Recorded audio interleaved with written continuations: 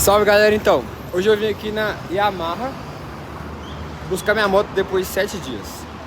Sorte a minha que ela tava ainda na garantia. Fui buscar minha moto, minha Landerzona. Ela tá com 10 mil rodadas, fui fazer revisão de 10 mil rodadas há umas 3 semanas atrás. E a moto tava com um barulho estranho, sabe, parecia ser válvula, mas era só o tensionador de corrente. Mas como tava na garantia, o povo aqui deu uma moral e trocou a peça pra mim. Fazer o start dela. Olha a diferença. Barulhinho lisinho.